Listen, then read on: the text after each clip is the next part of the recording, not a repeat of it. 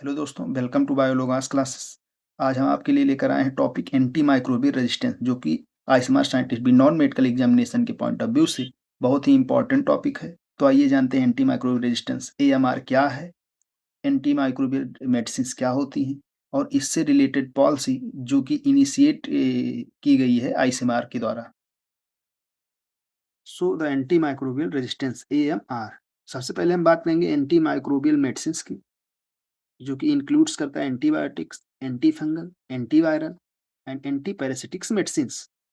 क्या होता है कभी कभी कि बहुत सारे जो हमारे माइक्रोब्स होते हैं जैसे bacteria, fungi, virus and parasites, there is no longer response to this anti microbial medicines, and इसको हम क्या कहते हैं, एंटी माइक्रोबियल रेजिस्टेंस कहते हैं कि बैक्टीरिया ने अपने अंदर एक एंटी माइक्रोबियल रेजिस्टेंस डेवलप कर लिया है। ये एंटी माइक्रोबियल रेजिस्टेंस क्या होता है? एंटी माइक्रोबियल रेजिस्टेंस एक नेचुरल प्रोसेस है, एंड ये कैसे होता है? Due to genetic changes in pathogens.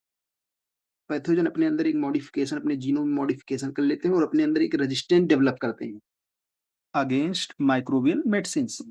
So the emergence and spread of this drug resistant pathogen threaten the our ability to treat common infection.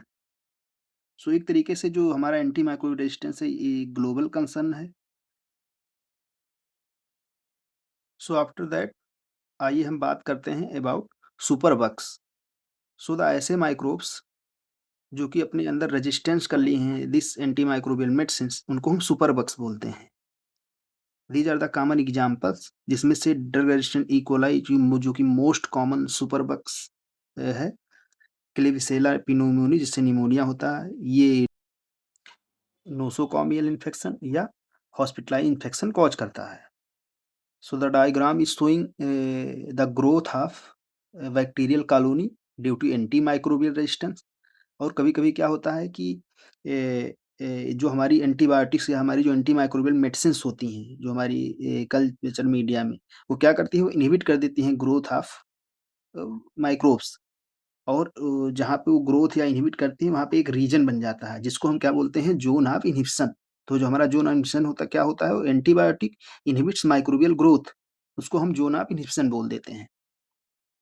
सो दोस्तों, आईसीएमआर ने India में anti microbial resistant के बढ़ते हुए खतरों की वजह से कई सारे पॉलिसीज एंड सर्विलांस सिस्टम बनाए हैं। तो चलिए देखते हैं कौन-कौन सी policies and surveillance system initiate किया है आईसीएमआर ने for the anti microbial resistance. These are the policy that is initiated by ICMR.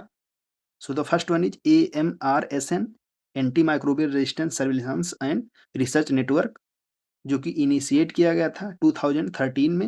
And इसका मेन एम ये था कि जो हमारे टर्सरी केयर हॉस्पिटल हैं, गवर्नमेंट या प्राइवेट, उनसे डेटा कलेक्ट करना और ये पता करना कि कौन सा बैक्टीरिया ड्रग रेजिस्टेंट हो रहा है।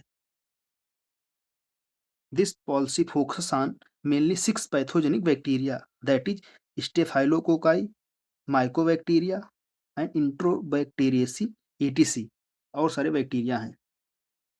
एंड जो दूसरा पॉलिसी था वो एएमएसपी, एंटी माइक्रोबियल स्टीवार्डशिप प्रोग्राम, ये भी 2013 में इनिशिएट किया गया था, जिसका मेन एम ये था कि जो हमारी ब्रॉड स्पेक्ट्रम एंटीबायोटिक्स हैं उनका ज़रूरत के अकॉर्डिंग ही यूज किया जाए, एंड इसके लिए स्पेसिफिक ट्रीटमेंट गाइडलाइन भी बनाई गई थी।